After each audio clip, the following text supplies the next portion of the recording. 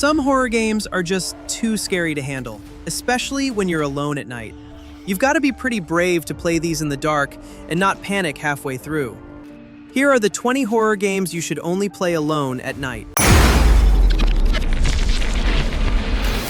Total Chaos is the kind of horror game that makes you lower your volume and check your surroundings. Instead of throwing you straight into action, it puts you on a foggy, abandoned island where nothing feels safe and nothing is clearly explained. You're there for a reason, but the game lets that mystery sit with you for a while. Most of the fear comes from how grounded everything feels. You're scavenging through decaying buildings, crafting simple weapons, and dealing with threats that don't always show themselves right away. Combat feels desperate, not heroic, and that makes every encounter stressful.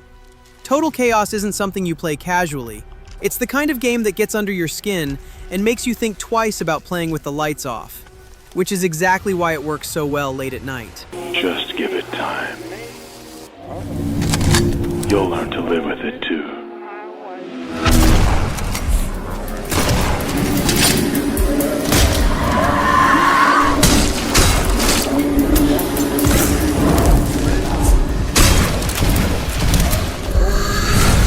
I'll be waiting for you down in the mines.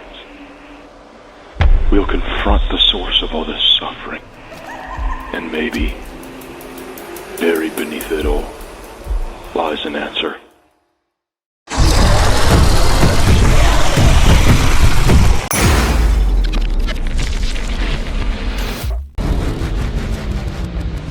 Alright, what do you say we play a little game?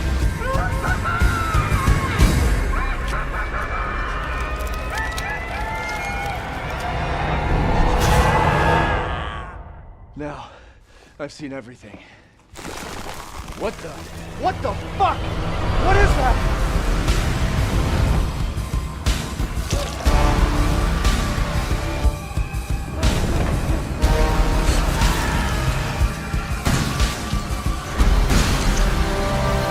What the fuck are you talking about? They're dead. They're all dead. This house has seen more than you can imagine, and it knows.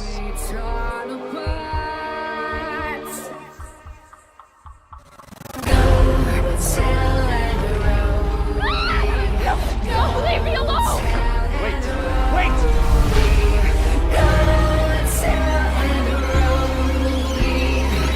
Ethan, don't lose it. It's important.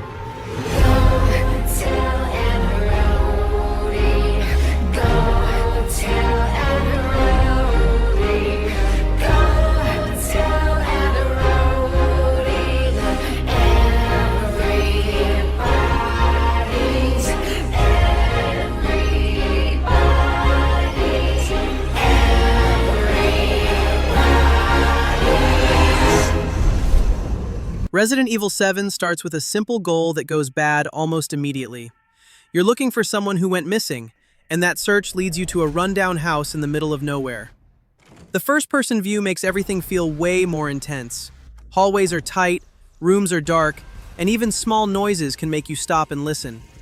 Playing this alone at night really hits different, because the game doesn't give you much breathing room. You never fully relax, even when things seem quiet.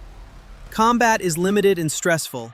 Ammo is hard to come by, enemies are tough, and sometimes the smartest move is just to run.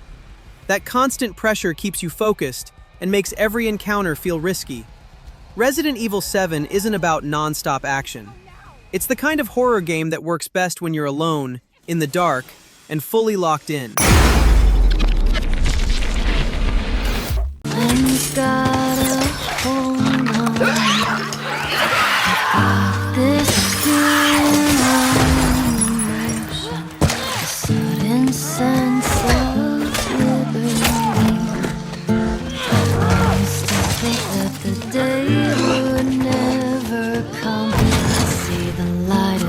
Shade of the morning sun. My morning sun is the drug that brings me near to the childhood I lost, replaced by fear.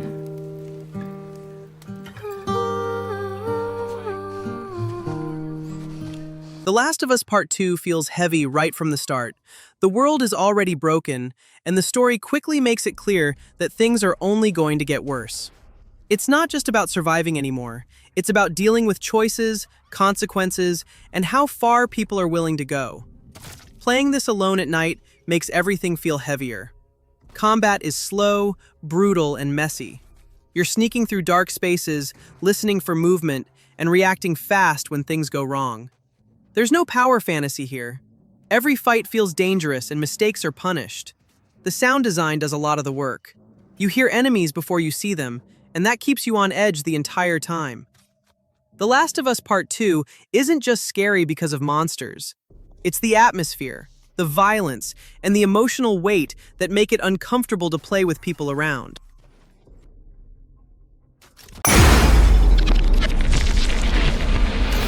Alan Wake 2 doesn't ease you into its horror at all. The story revolves around strange murders, missing people, and a reality that feels like it's slowly breaking apart. Instead of throwing non-stop scares at you, it slows everything down and lets the tension build naturally.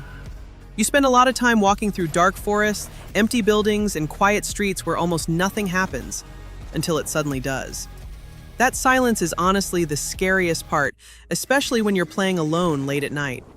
Combat exists, but it's not what drives the game. Ammo is limited, enemies are dangerous, and most fights make you slow down and think before doing anything. You're constantly deciding whether to push forward or play it safe, and that keeps you locked in. Alan Wake 2 isn't loud, but it gets under your skin and stays there, which is exactly why it belongs on this list. We were all trapped in a horror story. The horror story wanted us dead.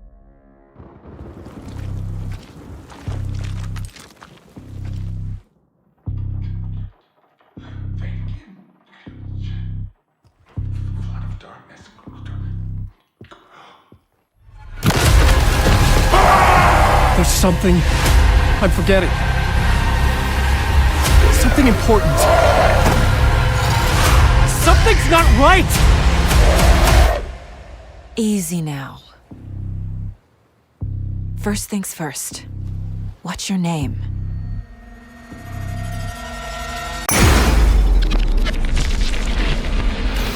Outlast 2 starts in a place where you instantly know you shouldn't be there, and nothing about the place feels safe.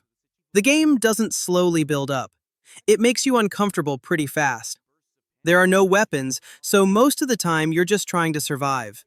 You're running, hiding, and using a night vision camera just to see where you're going. Getting chased in the dark while you can barely see anything is stressful, especially if you're playing alone at night. Even the quiet moments mess with you. You're walking through empty areas, hearing things in the distance, and waiting for something bad to happen. When it finally does, it hits fast and forces you to react without thinking. Outlast 2 is stressful from start to finish. It's not the kind of horror you casually jump into, especially at night. If you want something that really messes with your head, this is one you should only play alone in the dark. Oh, be careful, little eyes, what you see. There's a father up above, and he's looking down in love. So be careful, little eyes, what you see. Oh, be careful, little hands, what you do. Oh, be careful, little hands, what you do. There's a father up above, and he's looking down in love. So be careful, little hands, what you do. Oh, be careful, little mouth, what you say. Oh, be careful, little mouth, what you say. There's a father up above, and he's looking down in love. So be careful, little mouth, what you say. Hey, the outside! Resident Evil 4 Remake is one of those horror games that feels way more intense when you're playing alone at night, especially if you've played the original before. Even though the setup is familiar, this version just hits different. You're sent into a quiet, isolated village to look for someone, and it doesn't take long before everything feels off and hostile. What really stands out in the remake is how much heavier everything feels. Combat is slower and more deliberate, so every fight matters. Ammo is limited, Enemies are aggressive, and you're constantly deciding whether to fight, run, or reposition. Combat is also more stressful than people remember. Ammo runs out fast, enemies push harder, and fights can spiral quickly if you're not careful. Every encounter feels like it matters. Resident Evil 4 Remake still has action, but this time the horror really sticks. Ashley Graham, are you in here? Just let me go. Listen. I'm hearing the president's orders and What is that? What do we do? The lost lambs are escaping. we need to go. I'm gonna get you home safe. You can stop right there. Ada, who are you? What are you doing here? My faithful disciple will show her the path. Ashley, run! The entire world shall overflow with his grace. What's happening to me?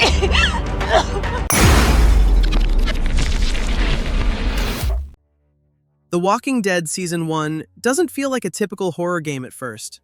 It starts off quiet and emotional, following a man trying to survive at the beginning of a zombie outbreak while protecting a young girl he barely knows. Most of the tension comes from the choices you're forced to make. Conversations matter, decisions stick, and there's no clear right answer most of the time. You're constantly dealing with moral pressure, knowing that whatever you choose is going to affect someone, usually in a bad way. Playing this alone at night hits harder because the game gives you space to think. Long conversations, quiet moments, and slow pacing give everything time to sink in. The Walking Dead Season 1 isn't scary because of zombies. It's scary because of people, loss, and the weight of your decisions.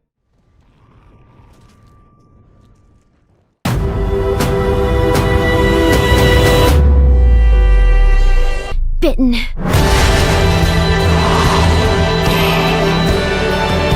Bad things happen to everyone. It's hard to keep being yourself after they do. Part of growing up is doing what's best for the people you care about.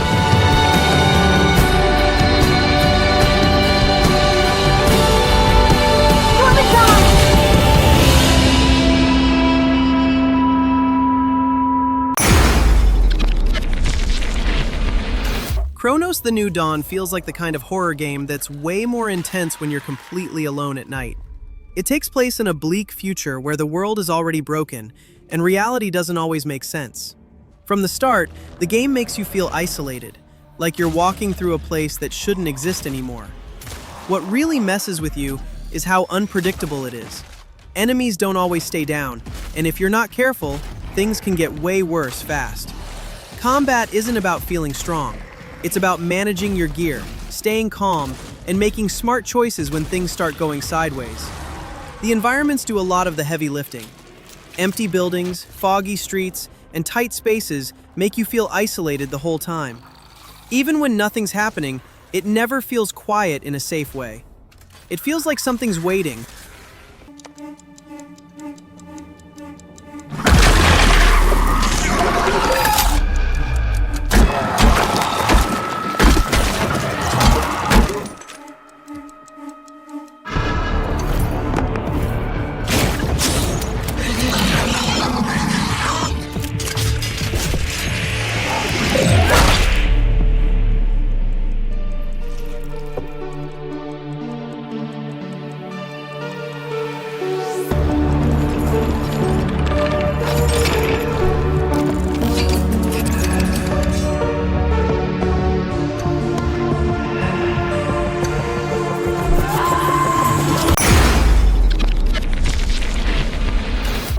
Until Dawn feels like playing through a horror movie where every bad decision actually matters. A group of friends head back to a remote mountain lodge a year after something went terribly wrong, and from the start, the vibe is uncomfortable. The game really knows how to scare you, especially when you're playing alone at night. A lot of the tension comes from quiet moments, awkward conversations, and that feeling that something is about to happen. You're constantly making choices, sometimes under pressure, and there's no rewind if you mess up. One wrong move can change who lives and who doesn't. What makes it hard to stop is that what if feeling. You finish a chapter and immediately start thinking about what you could have done differently. Until Dawn isn't about fast gameplay, it's about atmosphere, stress, and living with your choices. Hey Josh, no hot water's kinda a major oversight, don't you think? Yeah. Oh yeah, you just gotta fire up the boiler. It's in the basement.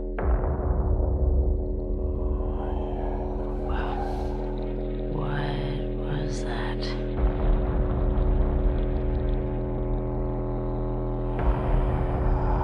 Wait, okay, so you hear that, right?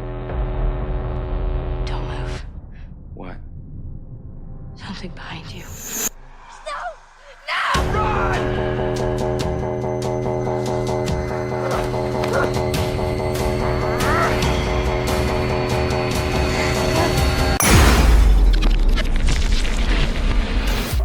Routine is exactly the kind of horror game you don't want to play with anyone else in the room. It takes place on an abandoned lunar base, where everything is quiet, empty, and unsettling in a slow, uncomfortable way. There's no big intro dumping story on you, just a feeling that something went wrong here and you're alone with it.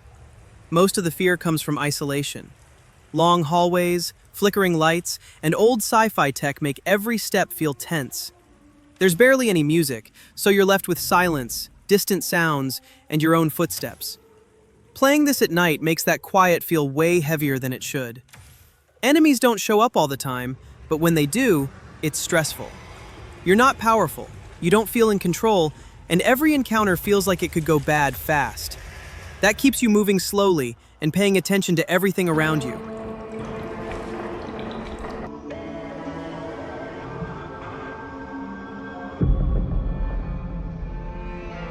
One final step.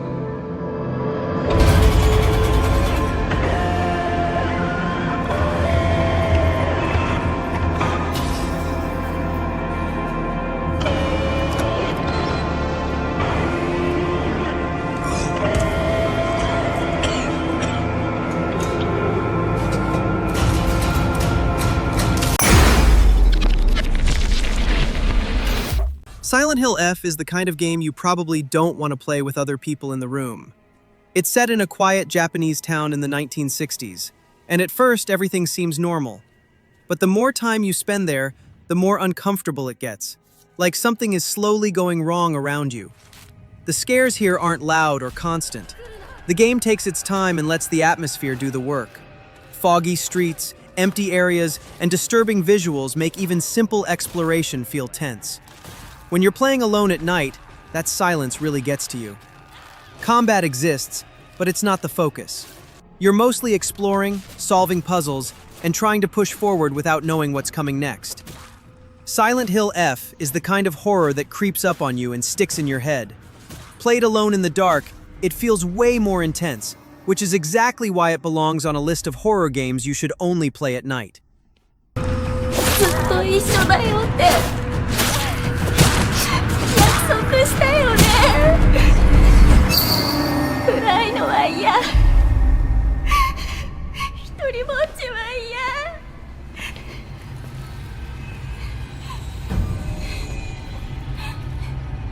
錯誤。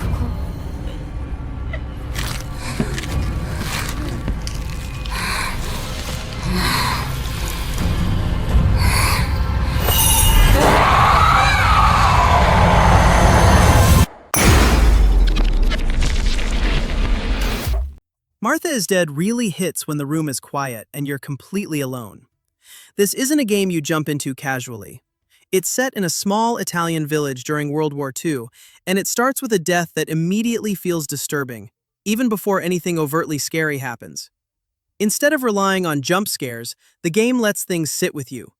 You spend a lot of time exploring empty houses, open countryside, and dark rooms, slowly trying to understand what really happened. There's no combat and no way to fight back. It's all about investigation and dealing with some pretty heavy themes. Some moments are genuinely uncomfortable, especially if you're playing late at night with headphones on. Martha is Dead isn't loud or flashy horror. It's quiet, personal, and unsettling in a way that sticks with you. When you're alone in the dark, it hits a lot harder, which is exactly how this game is meant to be experienced.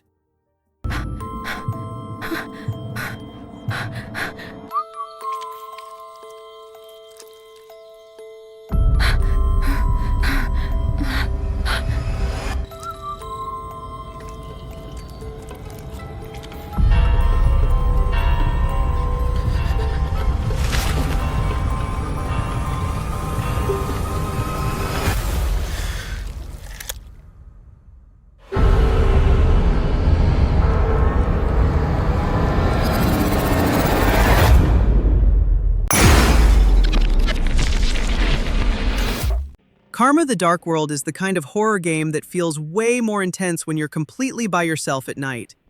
This isn't something you throw on in the background. It drops you into a dark, controlled world where privacy doesn't exist, and even memories can be invaded, which already sets a creepy tone. The game leans hard into psychological horror. You're moving through distorted environments pulled from people's minds, where reality keeps shifting and nothing feels solid. There aren't many loud scares, but the longer you explore, the more uncomfortable it gets, especially when you're alone with your thoughts.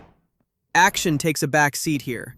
Most of the tension comes from exploration, sound design, and watching the world slowly change around you. Karma: The Dark World isn't about quick shocks, the game designed to get under your skin. Alone in the dark, it hits much harder, which is exactly why it fits a list of horror games you should only play at night. What do you anyway? Tell me, do you think a glimpse of a memory is the absolute truth? You don't get to choose to see the events that led up to these memories, or what transpired after. You should know more than I do about how Leviathan operates. Why don't you kill me? Because you're a good person. Whether it's in this space or another space, you're a good person. What's going to happen next?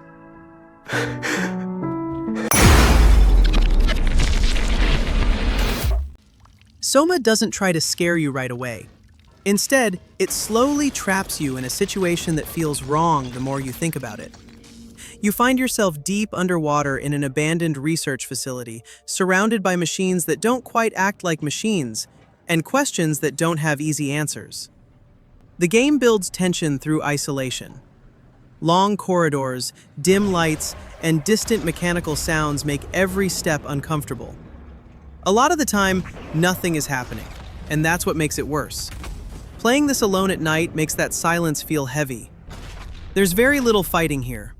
Most encounters are about hiding, sneaking, or getting away without being seen. You're not meant to feel strong, and that vulnerability keeps you on edge the whole time. SOMA isn't loud horror or jump scare driven. It's slow, unsettling, and sticks in your head long after you stop playing. Alone in the dark, it hits a lot harder, which is exactly why it belongs on this list. Why wouldn't we do that? My name is Simon. Do you know anything about this place? Oh, you knew. Look, I'm obviously hurt.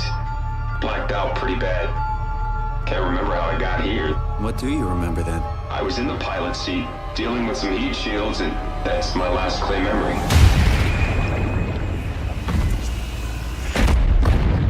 What the hell? How is this possible? Are you human?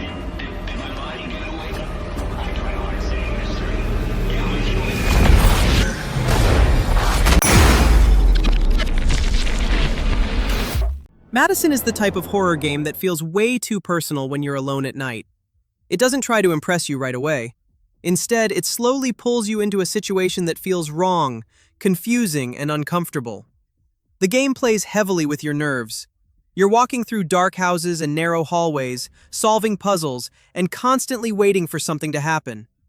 A lot of the scares come from silence, small sounds, and sudden changes in the environment that catch you off guard when you least expect it.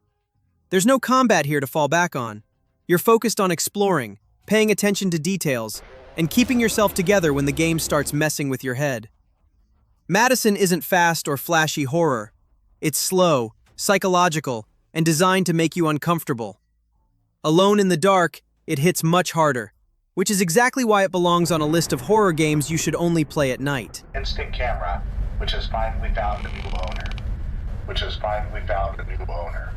Which has finally found a new owner. Which has finally found a new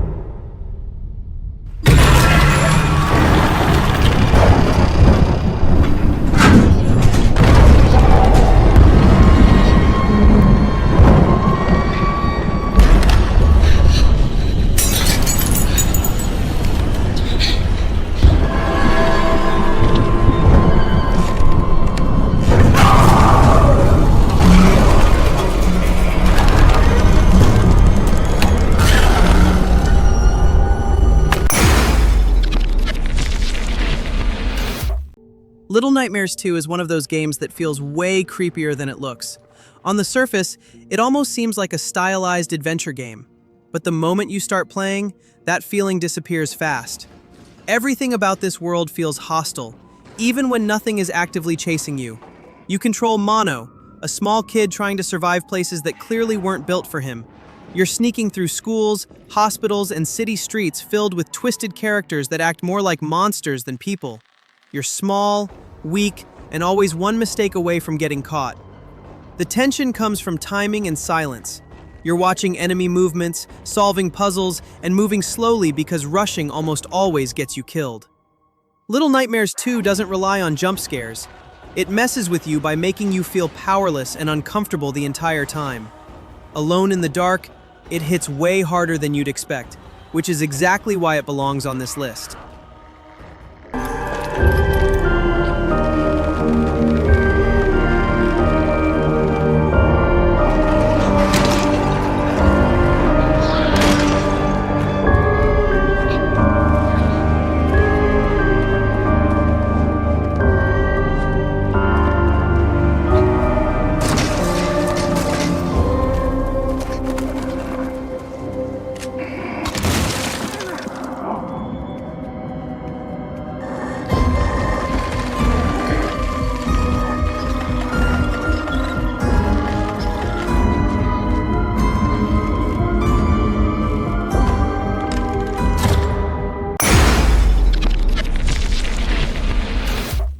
Amnesia the Bunker drops you into a situation that feels bad almost immediately. You wake up alone in a World War I bunker with no clear plan, barely any supplies, and something dangerous sharing the space with you. The game doesn't rush to explain much, which makes everything feel even more stressful. What makes this one so uncomfortable is how unpredictable it is. The monster isn't scripted. It reacts to sound, movement, and light, so even simple actions can backfire.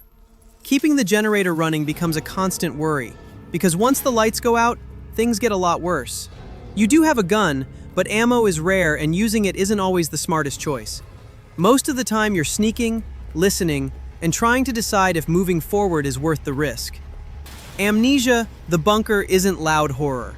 It's constant pressure, silence, and panic building over time. Played alone late at night, it's the kind of game that keeps you tense the entire session, even when nothing is happening. We're trapped down here. The rat fucking officers ran and blew the exit behind them. You want to escape. You need to blow it back open. There's dynamite in the arsenal. And a handle to trigger it. Get them, and you can make it out. Shit. That thing, it's coming for me. Dear God, help me! No, no, no, no!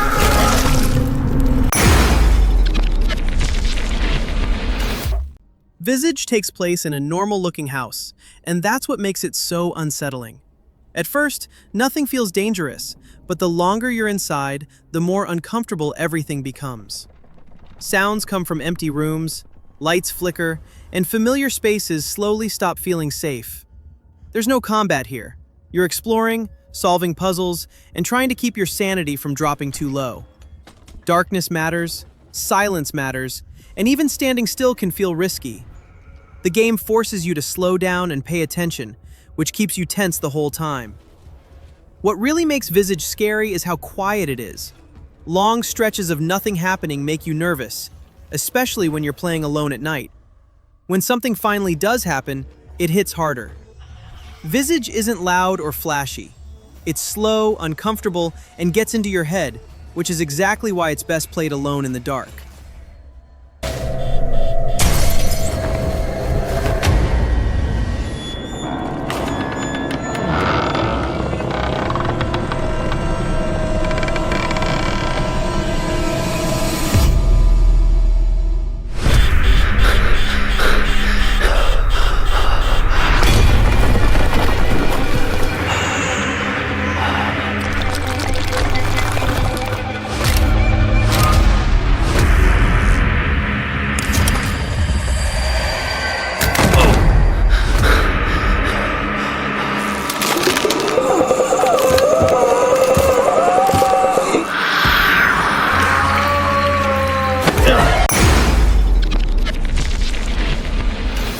Still Wakes the Deep is exactly the kind of horror game that feels way more intense when you're playing alone late at night. It takes place on an offshore oil rig, far from land, where help isn't coming and escape isn't an option. Instead of combat, the game focuses on survival. You're squeezing through tight corridors, hiding from danger, and trying to move forward while the rig itself starts to fall apart. Darkness, flooding areas, and limited space make everything feel claustrophobic. The atmosphere does most of the work here. Creaking metal, distant alarms, and voices echoing through the rig keep you on edge the entire time. Even quiet moments feel stressful because you never know what's coming next. Still Wakes the Deep is a short but intense experience. Played alone at night, it really gets under your skin, which is exactly why it fits perfectly on this list. Nice and slow. No rush. The comms are breaking up, Rob. I'm going to detach. Absolutely not, Mary. We have no idea what's out there. Don't detach yet!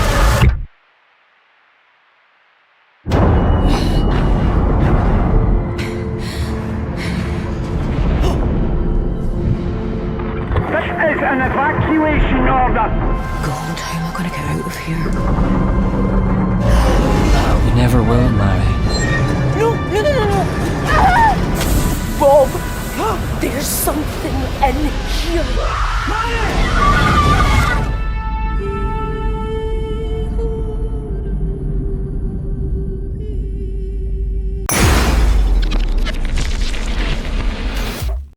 Alien Isolation doesn't care if you feel prepared or not.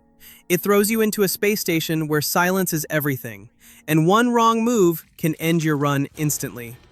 There's no warm-up, no power fantasy, just the constant feeling that something is nearby and listening. What makes this game perfect for late-night solo play is how patient it is. You're not rushing from scare to scare, you're hiding in lockers, crouching under desks, watching the motion tracker, and waiting for the alien to move away.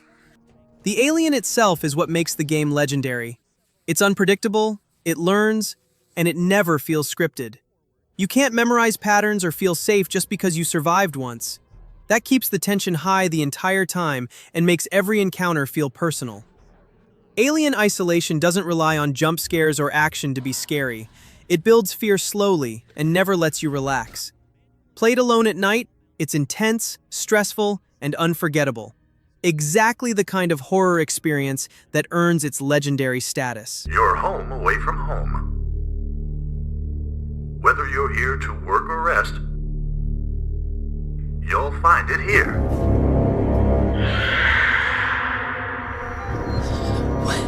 What the hell was that?